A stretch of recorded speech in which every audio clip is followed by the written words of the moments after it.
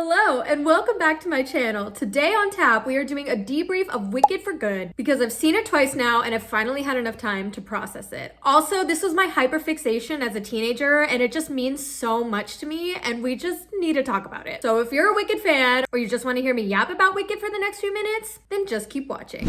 So Wicked for Good has actually been getting some mixed reviews and it's been getting a lot of hate, but I absolutely loved it. Did I think there were some pacing problems and things that were added that didn't need to be added? Yes. Did it detract from the beautiful and emotional experience I had while watching the movie? Absolutely not. And honestly, I was honored to be spending as much time as I could with these characters from Oz and in this beautiful, magnificent, stunning world.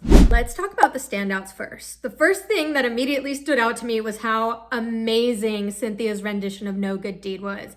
Packed with power. Her battle cry at the end gave me chills. The voice crack, the power, the intensity was just everything to me. The part where it goes a little softer and where she talks about Nessa and Dr. Dillamond and Fiyero made me cry so hard. I instantly had chills. I have chills just talking about it even now. And then of course the second thing that stood out or simultaneously stood out to me was just how amazing and masterful Ariana Grande's portrayal of Glinda was in this movie. The maturity while still keeping her signature perkiness, the character arc, the way she portrayed her emotions, the singing, it was just like 11 million out of 10 for me. She did a remarkable job. It was really incredible to watch. I also have to point out the costume design in this film is just breathtaking, absolutely breathtaking. The set design as well, unreal. One of my favorite things visually in the entire movie was the wonderful scene with the wizard and elphaba and Glinda and the rainbows, and then when they're both sitting on the broom and they're kind of like flying around in his office space, and then there's all the twinkle lights and they start out pink and then they go green and pink was just like, I gasped.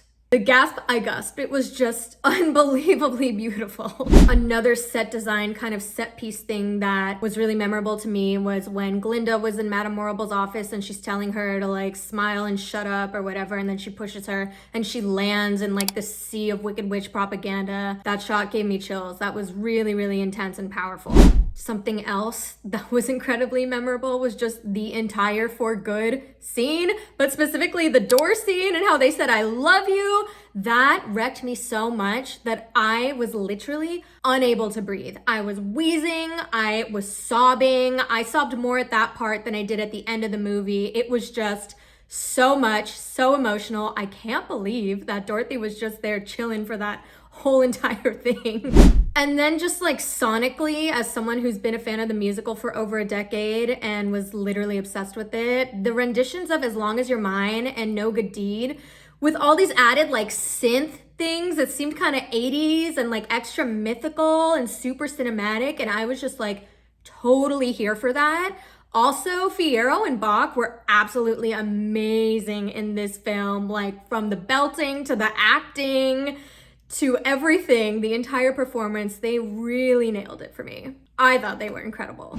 Okay, let's talk about the things that I wasn't as obsessed with. So I think the pacing in the first part of the movie was just a little off. I think it could have been a little bit tighter, like how it was in the musical. I do like that they expanded on certain things, but I feel like some of the things maybe they didn't need to. Another thing is a lot of people are talking shit about Michelle Yeoh and her performance as Madame Morrible, and I personally loved her as Madame Morrible. I thought she played her particularly cold and icy, and I thought that really worked. It was a great foil to Glinda. But what I do think would have been really great is if they did replace her vocals with like a Broadway professional and just had her dub or lip sync or something. But I will say her not being able to sing does give a really nice contrast to Glinda's character. So maybe that was intentional and maybe that's why they just embraced it and kept it that way. I didn't love the rendition of Wicked Witch of the East in this movie. I also thought there were too many reprises. However, the What Is This Feeling one with Glinda was so good. The outfit was so good. The colors were so good. The dancing was awesome. I really loved that. I wasn't expecting that at all. But I think they really did reprise almost like every main song from the first movie. And I was like, I didn't need that personally, but maybe the non-Wicked fans or people unfamiliar with the musical needed a little reminder because it was a second film and a different film. I didn't think they needed the 2 new songs. I hate to say it. They were good, but I don't think they needed them. I think they could have conveyed the story the same without them.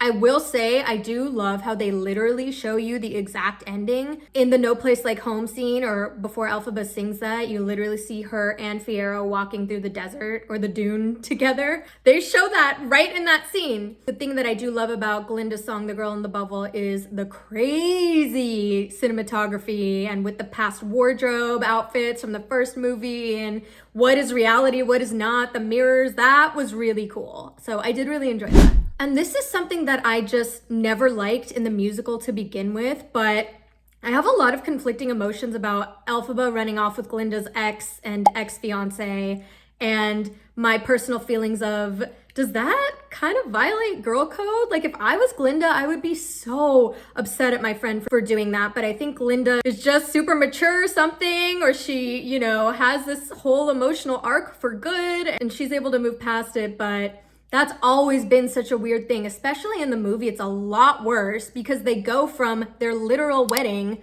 to them just running off and getting together. So that was insane to me. I think about that a lot. I know the whole musical is a love triangle situation, but damn, sometimes it is a little bit intense to think about. Oh, and also, does anyone know why the slippers remain silver throughout this entire film? At first, I thought it was a copyright thing. I was trying to look into it a little bit, and from what I recall in the musical, it's been such a long time since I've seen it, that the shoes did end up turning red, or they turned them red with the lighting effect, but they did that a little bit in this movie, and then it went back to silver. And so I'm really wondering, that was one of the main things that stood out after I saw it for the first time. I was like, why are the shoes not ruby red? That's like literally like Wizard of Oz iconic realness, such an important thing. I'm so curious as to why they decided to go in a different direction with that. I mean, the silver shoes were beautiful, of course, and iconic, but the red. So if anyone knows, please feel free to tell me. Okay, and these are my final thoughts. A lot of people are saying this film is worse than the first one. A lot of people are hating on it. A lot of people are saying that it should have been one movie. I personally loved this movie just as much as the first one. The only reason why I like the first one a little bit more is because Defying Gravity is my favorite song from the entire musical and the entire soundtrack. That song altered my brain chemistry and really shaped who I am today. But you know, I was just so in awe of Ariana's performance, and Cynthia had such power and also simultaneous softness as well that I thought was really complex. And I think it's so interesting that growing up, I really related to elphaba so much. But now watching Wicked in this point in time, at this age, as an adult, I'm really hardcore resonating with Glinda. And I really do love how the ending is kind of open to interpretation with the Grimmery opening for Glinda. And I loved all the rainbows associated with Glinda. That was so great too. So I'd love to know what you thought of the movie. Leave a comment and let me know, and let's geek out about Wicked together. And thank you so much for watching. I will definitely see you next time.